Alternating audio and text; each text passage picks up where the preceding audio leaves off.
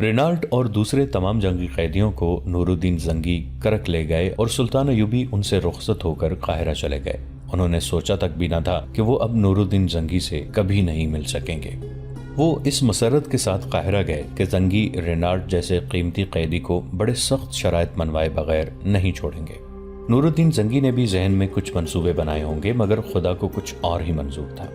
مارچ 1174 عیسوی کے ابتدائی دن تھے کہ بغداد کے کسی علاقے میں شدید زلزلہ آیا جس نے 6-7 دیہات کو تباہ کر دیا۔ بغداد میں بھی نقصان ہوا۔ مورخوں نے اسے تاریخ کا سب سے زیادہ تباہ کن زلزلہ کہا ہے۔ نور الدین زنگی کے دل میں اپنے عوام کے ساتھ اتنی محبت تھی کہ ان کی امداد کے احکام جاری کرنے کی بجائے خود کرک سے چل پڑے۔ وہ ان کی دستگیری اپنی نگرانی میں کرنا چاہتے تھے، ویسے بھی انہیں کرک سے جانا تھا۔ بغداد اور ارد گرد کے حالات اچھے نہیں تھے۔ وہ کرک سے رینالٹ اور دوسرے صلیبی قیدیوں کو بھی ساتھ لیتے گئے۔ بغداد پہنچ کر انہوں نے سب سے پہلے زلزلے کا شکار ہونے والے لوگوں کی طرف توجہ دی۔ دارالخلافے سے باہر رہنے لگے۔ وہ دل و جان سے اپنے لوگوں کی مدد کرتے رہے۔ جہاں رات آتی وہیں رک جاتے۔ انہوں نے کھانے کی پرواہ نہ کی کہ کیسا ملتا ہے اور کس کے ہاتھ کا پکا ہوا آتا ہے۔ انہیں تباہ حال لوگوں کی خوشحالی کا غم کھائے جا رہا تھا۔ اپریل کے آخر تک انہوں نے تمام متاثرین کو آباد کر دیا۔ جب ذرا فرصت ملی تو انہوں نے اپنے طبیب کو بتایا کہ وہ گلے کے اندر درد محسوس کرتے ہیں۔ طبیب نے دوا دی لیکن حلق میں سوزش بڑھتی گئی۔ طبیبوں نے بہت علاج کیا لیکن مرض کا یہ عالم ہو گیا کہ وہ بات کرنے سے بھی معذور ہو گئے اور مئی 1174 عیسوی کے پہلے ہفتے میں خاموشی سے جان آفرین کے سپرد کر دی۔ یورپی مورخوں نے لکھا ہے کہ زنگی کو خناق کا عارضہ لاحق ہو گیا تھا، لیکن بعض مورخوں نے وثوق سے لکھا ہے کہ زنگی کو حسن بن صباح کے فدائیوں نے زہر دیا تھا۔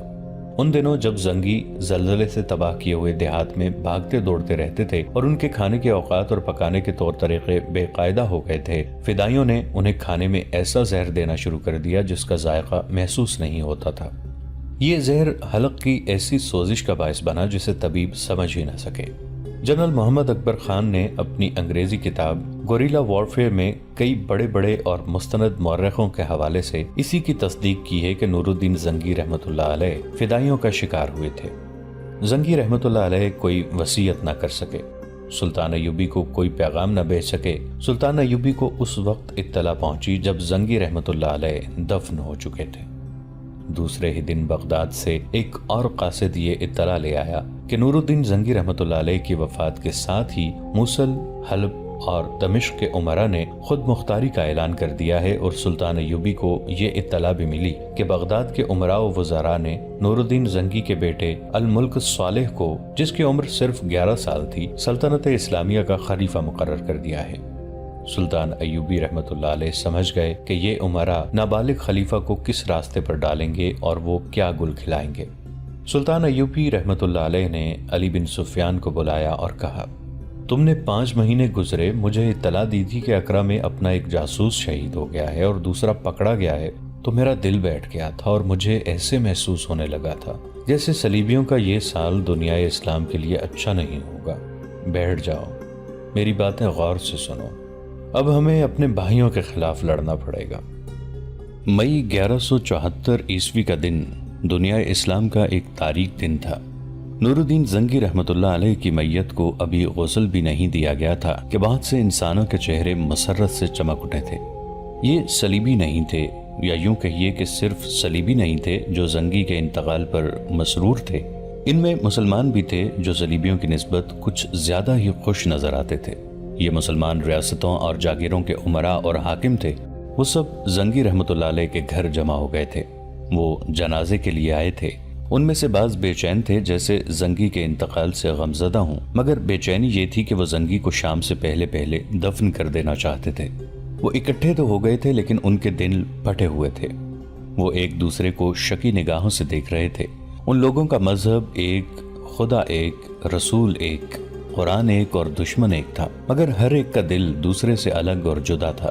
ان کی مثال ایک درخت کی ٹہنیوں کی سی تھی جو ٹوٹ کر درخت سے الگ ہو گئی ہوں اور اب الگ الگ اپنے آپ کو ہرا بھرا رکھنے کی توقع لیے ہوئے ہوں۔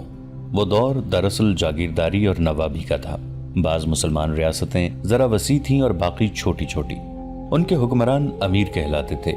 یہ لوگ مرکزی خلافت کے تحت تھے۔ اسلام کے کسی بھی دشمن کے خلاف جنگ ہو تو یہ امراء خلافت کو مالی اور فوجی مدد دیتے تھے، مگر یہ مدد صرف مدد تک محدود رہتی تھی، اس میں کوئی ملی جذبہ نہیں ہوتا تھا۔ وہ امن اور سکون سے عیش و عشرت کرنے کی خاطر خلافت کا مطالبہ پورا کر دیتے تھے۔ عیش و عشرت کی خاطر وہ اپنے سب سے بڑے بلکہ واحد دشمن صلیبیوں سے درپردہ دوستی کرنے سے بھی گریز نہیں کرتے تھے۔ ان میں بعض نے صلیبیوں کے ساتھ درپردہ معاہدے بھی کر رکھے تھے، لیکن نور الدین زنگی رحمۃ اللہ علیہ کا وجود صلیبیوں کے راستے میں ایک چٹان تھا۔ وہ مسلمان امراء کو کئی بار شرمسار کر چکے تھے اور انہوں نے انہیں ذہن نشین کرانے کی سر توڑ کوشش کی تھی کہ صلیبی انہیں اسلامی وحدت سے توڑ کر ہڑپ کرتے جائیں گے، مگر صلیبیوں کی مہیا کی ہوئی یورپی شراب نوجوان لڑکیوں اور سونے کی اینٹوں میں اتنی قوت تھی جس نے ان کے کان بند اور عقل سر بمہر کر رکھی تھی۔ زنگی کی آواز جیسے پتھروں سے ٹکرا کر واپس آ جاتی تھی۔ وہ سب سے پہلے جاگیردار اور نواب تھے، امیر اور حاکم تھے، اور اس کے بعد اگر مذہب کی بات چل نکلے تو وہ اپنے آپ کو مسلمان کہتے تھے۔ ان کا اگر دین تھا تو وہ ان کی ریاستیں اور جاگیریں تھیں، یہی ان کا ایمان تھا۔ وہ اسلامی حمیت کے قائل نہیں تھے، جنگ کے سخت خلاف تھے، کیونکہ انہیں خطرہ محسوس ہونے لگتا تھا کہ صلیبی ان کی جاگیروں پر قبضہ کر لیں گے۔ اس کے علاوہ ان کے دلوں میں یہ ڈر بھی تھا کہ ان کی رعایا نے اپنے دشمن کو پہچان لیا تو اس میں روحانی بیداری اور قومی وقار پیدا ہو جائے گا، پھر رعایا ان کی نوابی کے لیے خطرہ بن جائے گی۔ حقیقت یہ تھی کہ رعایا ان کے لیے مستقل خطرہ تھی، لوگوں میں قومی وقار موجود تھا۔ زنگی رحمت اللہ علیہ کی فوج انہی لوگوں کی فوج تھی۔ ان کے مجاہدوں نے 10 گنا دشمن کا مقابلہ بھی کیا تھا۔ یہ جذبے کا کرشمہ تھا، امراء کو یہ جذبہ ایک آنکھ نہیں پاتا تھا، لہٰذا وہ زنگی کو بھی پسند نہیں کرتے تھے اور صلاح الدین ایوبی کو وہ اپنا دشمن سمجھتے تھے۔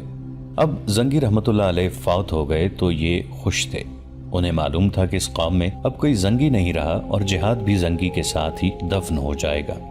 زنگی رحمت اللہ علیہ کو دفن کر دیا گیا۔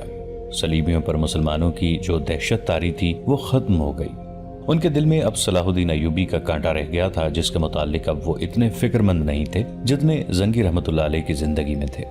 اب سلطان ایوبی اکیلے رہ گئے تھے، انہیں مدد اور کمک دینے والے زنگی اس دنیا سے رخصت ہو گئے۔ صلیبیوں کو اصل خوشی تو اس پر ہوئی کہ زنگی کے بعد سرکردہ امراء وزراء نے زنگی کے کمسن بیٹے صالح کو گدی پر بٹھا دیا تھا، جس کی عمر 11 سال تھی۔ یہ انتخاب ان امراء نے کیا تھا جو درپردہ صلیبیوں کے دوست تھے۔ اس طرح سلطانی کی گدی صلیبیوں کے ہاتھ آ گئی تھی۔ ان امراء میں گمگشتگین نام کا ایک امیر جو دراصل قلعہ دار اور دوسرا سیف الدین والی موصل تھا۔ دمشق کا حاکم شمس الدین بن عبد المالک تھا۔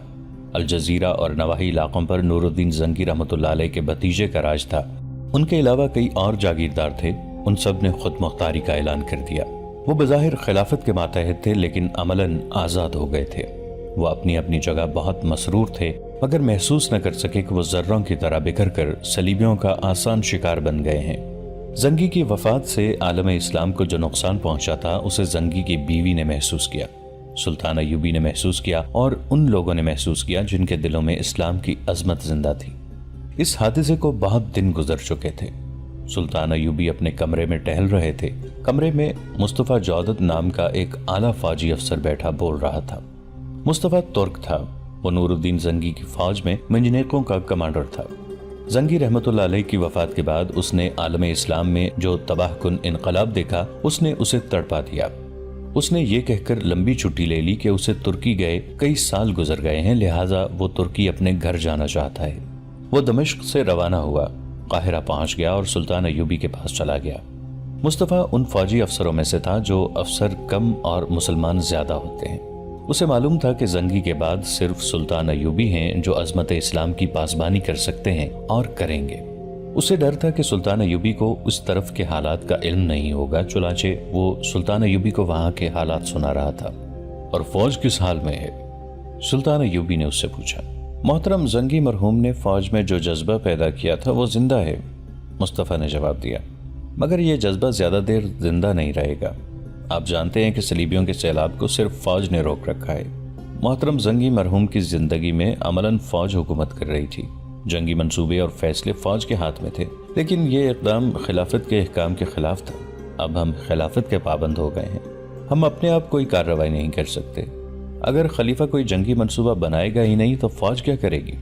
सलीबी जानते हैं कि मुसलमान उमरा में वो गैरत ही नहीं जो कौमी अजमत की खातिर लड़ाती और मराती है और लोग जाने कुर्बान करते हैं। सलीबियों ने उमरा की गैरत खरीद ली है और अब वो सालारों को खरीदने की कोशिश कर रहे हैं। उनकी तखरीबी सरगर्मियां फौज में भी और कौम में भी शुरू हो गई हैं। अगर ये अमल जल्दी न रोका गया तो सलीबी फौजी हमले के बगैर ही सल्तनत इस्लामिया के मालिक बन जाएंगे। सल्तनत इस्लामिया जागीरों में तकसीम हो गई है। उमरा को अब राह रास्त पर नहीं लाया जा सकता। वो सलीबियों की शराब में डूब गए हैं। उन्होंने वहां लड़कियों की फौज उतार दी है। आप सुनकर हैरान होंगे कि ये लड़कियां उमरा के हरमों में रहती हैं। उनके कहने पर जश्न मनाए जाते हैं जिनमें सरकर्दा फौजी अफसरों को मदऊ करके ये लड़कियां उन्हें बेहयाई से अपने जाल में फांस रही हैं। और उसके बाद मैं जानता हूं क्या होगा। सुल्तान अय्यूबी ने कहा, फौजियों को नशे और बदकारी का आदी बना दिया जाएगा। बनाया जा रहा है, मुस्तफ़ा ने कहा। हशीशैन भी अपनी कार्रवाइयों में मसरूफ हो गए हैं। अब यूं होगा कि जो सालार या नायब सालार सलीबियों की दुश्मनी दिल से नहीं निकालेगा और जिहाद का गायल रहेगा, उसे हशीशैन के पेशावर कातिलों के हाथों और असरार तरीके से कत्ल करा दिया जाएगा। मुस्तफ़ा ने सुल्तान अय्यूबी को तफसील से बताया कि कौन सा अमीर क्या कर रहा है।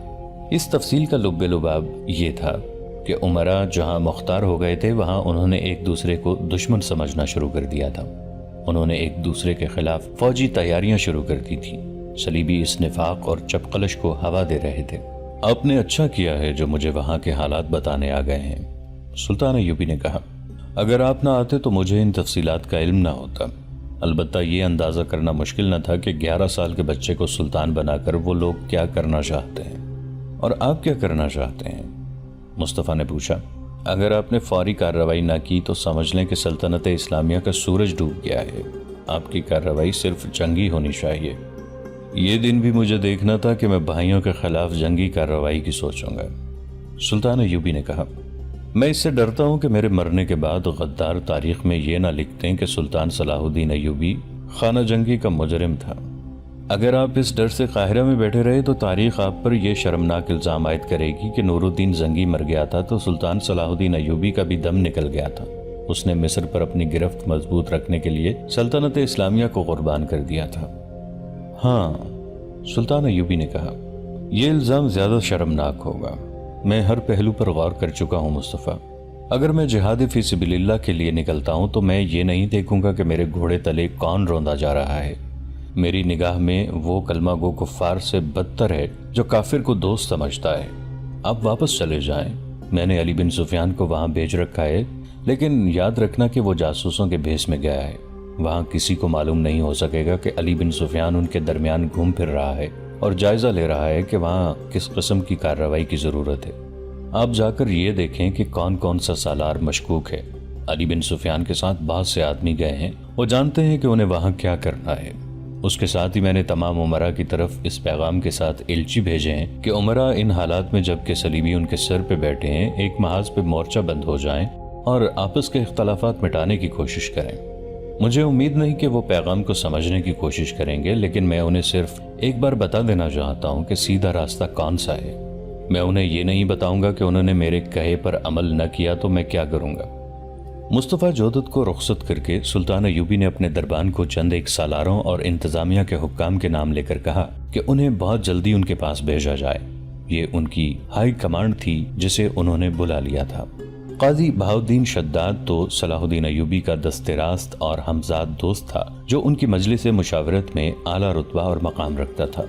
वो अपनी याददाश्तों में लिखता है, सलाहुद्दीन अय्यूबी को खुदा ने फौलाद के आसाब अता किए थे। उन्होंने अपनी शख्सियत और किरदार को इस कदर मजबूत बना दिया था कि पहाड़ों जैसे सदमे हंस खेल कर बर्दाश्त कर लेते थे। अज़्म के ज़िद्दी और मुस्तकिल मिजाज थे। अमीर हो या गुलाम, वो हर किसी का यकसा एहतराम करते थे। अलबत्ता किसी को दूसरों से मुमताज समझते तो सिर्फ बहादुरी और शुजाअत की बिना पर समझते। उनके करीब रहने वाले उनसे दो तरह का तासुर लेते थे, एक रोब का और दूसरा मोहब्बत का। उनके सिपाही जब मैदान जंग में उन्हें देखते थे तो दुश्मन पर टूट पड़ते थे। एक बार यूं हुआ कि एक खादिम ने दूसरे खादिम पर जूता उतार कर फेंका। सलाहुद्दीन अय्यूबी कमरे से निकल रहे थे, जूता उन्हें जा लगा। दोनों खादिम थर थर कांपने लगे, लेकिन सलाहुद्दीन अय्यूबी ने दोनों तरफ से मुंह फेर लिया और आगे निकल गए। ये किरदार की अजमत का मुजाहिरा था। दोस्त तो दोस्त, दुश्मन उनके सामने आते तो उनके मुरीद बन जाते थे। نور الدین زنگی کی موت نے سلطنت اسلامیہ کو تاریخ کے سب سے بڑے خطرے میں ڈال دیا تھا۔ اس خطرے کا سب سے زیادہ خطرناک پہلو یہ تھا کہ اپنے ہی امیر اور وزیر صلیبیوں کے دست راست اور اسلام کے دشمن ہو گئے تھے۔ مصر کے اندرونی حالات ابھی پوری طرح نہیں سنبھلے تھے۔ صلاح الدین ایوبی مصر سے نہیں نکل سکتے تھے۔ ایسے حالات میں وہ یہی کر سکتے تھے کہ سلطنت اسلامیہ کے دفاع کا ارادہ دل سے نکال دیں اور صرف مصر کے دفاع کو مضبوط رکھیں۔ لیکن میرا یہ دوست ذرا بھر نہ گھبرایا۔ اس ضمن میں میرے ساتھ بات کرتے ہوئے انہوں نے کہا، اگر میں اسلام کی پاسبانی سے دستبردار ہو جاؤں تو روز محشر صلیبیوں کے ساتھ اٹھایا جاؤں گا۔ اسلام کی پاسبانی اور فروغ کو وہ فرمان خداوندی سمجھتے تھے۔ انہوں نے اپنے آپ کو کبھی حاکم یا حکمران نہیں سمجھا۔ مجھے صلاح الدین ایوبی کی نوجوانی بھی یاد ہے جب وہ پوری طرح عیش و عشرت میں ڈوب گئے تھے۔ وہ شراب بھی پیتے اور رقص و سرود کا دل دادا بھی تھے۔ موسیقی اور رقص کی باریکیوں اور گہرائیوں کو سمجھتے اور نسوانی حسن کو دل کھول کر خراج تحسین پیش کرتے اور تعیش کے لیے حسین ترین لڑکی کا انتخاب کرتے تھے۔ کبھی کسی کے وہم و گمان میں بھی نہیں آیا تھا کہ یہ نوجوان چند ہی سال بعد اسلام کا سب سے بڑا علمبردار اور اسلام کے دشمنوں کے لیے برق اور طوفان بن جائے گا۔ اپنے چچا کے ساتھ وہ صلیبیوں کے خلاف پہلے ہی مارکے میں گئے تو انہوں نے سب کو حیران کر دیا، اور جب وہ اس مارکے سے واپس آئے تو انہوں نے پہلا کام یہ کیا کہ عیش و عشرت پر لعنت بھیجی اور اپنی زندگی اسلام کے لیے وقف کر دی۔ انہوں نے قوم کو اور اپنی فوج کو یہ نعرہ دیا کہ سلطنت اسلامیہ کی کوئی سرحد نہیں۔ قاضی بہاؤالدین شداد نے لکھا کہ انہیں اس بدلی ہوئی کیفیت میں دیکھنے والے تسلیم نہیں کرتے تھے کہ وہ کبھی عیاش بھی ہوا کرتے تھے۔ کردار کی بلندی اور پختگی اسی کو کہتے ہیں کہ اپنے نفس اور نفسانی خواہشات کو مار دیا جائے۔ یہ پختگی صلاح الدین ایوبی کے کردار میں تھی۔ دوستوں کے محفلوں میں وہ کہا کرتے تھے، مجھے کافروں نے مسلمان بنایا ہے۔ اگر ہم اپنے نوجوانوں کو جو مذہب سے منحرف ہو گئے ہیں کافر کی ذہنیت دکھا دیں تو وہ راہ راست پر آ جائیں گے۔ دشمن کے ساتھ انہیں پیار کے جو سبق دیے جا رہے ہیں وہ انہیں قومی وقار سے محروم کر رہے ہیں۔ میں اپنی قوم کو اپنے رسول صلی اللہ علیہ وآلہ وسلم کی یہ حدیث یاد کرانا چاہتا ہوں کہ اپنے آپ کو جان لو کہ تم کون ہو اور کیا ہو، اور اپنے دشمن کو اچھی طرح پہچان لو کہ وہ کون ہے اور کیا ہے، اور تمہارے متعلق وہ کیا ارادہ رکھتا ہے۔ ان کے کردار کا رخ دشمن نے ہی بدلا تھا۔ صلاح الدین ایوبی اپنے مقصد اور عزم میں اس حد تک مگن رہے کہ انہوں نے کبھی سوچا ہی نہ تھا کہ وہ عالم اسلام کے سب سے بڑے قائد ہیں، مصر کے حاکم کل ہیں اور فن حرب و ضرب کا ایسا استاد کہ صلیبیوں کے کمانڈر متحد ہو کر بھی ان سے خائف رہتے ہیں۔ ان کی مالی حالت یہ تھی کہ وہ حج نہیں کر سکے۔ جہاد نے انہیں مہلت ہی نہ دی۔ آخری عمر میں ان کی یہی ایک خواہش رہ گئی تھی کہ حج پر جائیں، مگر ان کے پاس اتنی رقم نہیں تھی۔ وہ جب فوت ہوئے تو ان کی ذاتی متاع صرف 47 درم چاندی کے اور ایک ٹکڑا سونے کا تھا۔ ان کی جائیداد صرف ایک مکان تھا جو ان کے باپ دادا کا تھا۔ یہ ان کی کردار کی پختگی کا حیران کن مظاہرہ تھا کہ انہوں نے جب اپنے سالاروں وغیرہ کو کانفرنس کے لیے بلایا تو ان کے چہرے پر گھبراہٹ یا پریشانی کا شائبہ تک نہ تھا۔ کانفرنس کے حاضرین پر خاموشی طاری تھی۔ انہیں توقع تھی کہ سلطان ایوبی گھبرائے ہوئے ہوں گے، مگر انہوں نے مسکرا کر سب کو دیکھا اور کہا، میرے رفیقو، تم نے بڑے ہی دشوار اور پیچیدہ حالات میں میرا ساتھ دیا ہے۔ آج ایسے حالات نے ہمیں للکارا ہے جو بظاہر ہمارے قابو میں آنے والے نہیں، لیکن یاد رکھو، اگر ہم نے ان حالات پر قابو نہ پایا تو ہم سب کے لیے دنیا میں بھی رسوائی ہے اور خدا کے حضور بھی رسوائی۔ دنیا میں تاریخ ہماری قبروں پر لعنت بھیجے گی اور روز محشر وہ شہید ہمیں شرمسار کریں گے جنہوں نے اسلام کی آبرو پر جانیں قربان کی ہیں۔ اب وقت آ گیا ہے کہ ہم سب جانیں قربان کر دیں۔ اس تمہید کے بعد انہوں نے اپنے اعلیٰ حکام کو ہر ایک تفصیل بتائی اور کہا کہ اب انہیں اپنے بھائیوں کے خلاف لڑنا پڑے گا۔ انہوں نے سب کے چہروں کا جائزہ لیا، کچھ دیر خاموش رہے۔ سب کے چہروں کے رنگ بدل گئے تھے۔ انہیں اطمینان ہو گیا کہ یہ حکام ہر صورتحال میں ان کا ساتھ دیں گے۔ انہوں نے کہا، میرا پہلا اقدام یہ ہے کہ میں اپنی خود مختاری کا اعلان کرتا ہوں۔ میں اب مرکزی خلافت کا پابند نہیں رہنا چاہتا، لیکن میں یہ اعلان تم سب کی اجازت کے بغیر نہیں کروں گا۔ مجھے اجازت دینے یا نہ دینے سے پہلے ایک دو پہلوؤں پر غور کرو۔ ایک یہ کہ خلافت عملاً ختم ہو چکی ہے۔ جیسا کہ میں نے تمہیں بتایا کہ خلیفہ 11 سال کا بچہ ہے، اس پر 3-4 امراء نے قبضہ کر رکھا ہے۔ یہ امراء صلیبیوں کے دوست ہیں، لہٰذا آپ کو یہ بات سمجھنے میں دیر نہیں لگنی چاہیے کہ خلافت صلیبیوں کی گود میں چلی گئی ہے۔ اب ہماری ٹکر خلافت کے خلاف ہے۔ اگر تم خود مختار اور آزاد نہیں ہوتے تو تمہیں خلیفہ کے حکم ماننے پڑیں گے، اور یہ حکم سلطنت اسلامیہ کے لیے تباہ کن ہوں گے۔ کیا ان حالات میں یہ اقدام صحیح نہیں ہوگا کہ میں مصر کو خلافت سے آزاد کر دوں اور اس کے بعد تمہارا ہر قدم ایسا آزادانہ ہو جو اسلام کی بقا کے لیے ضروری ہو؟ دوستو، آج کے لیے اتنا ہی۔ اسی کہانی کی اگلی قسط کے ساتھ بہت جلد حاضر ہوں گے۔ نیچے کامنٹ سیکشن میں اپنی رائے کا اظہار ضرور کیجیے گا۔ ہمارے اس چینل کو سبسکرائب کر کے نیچے موجود بیل آئیکن کو بھی ضرور کلک کیجیے گا۔ اگلی ملاقات تک کے لیے ہمارا اور آپ کا اللہ نگہبان۔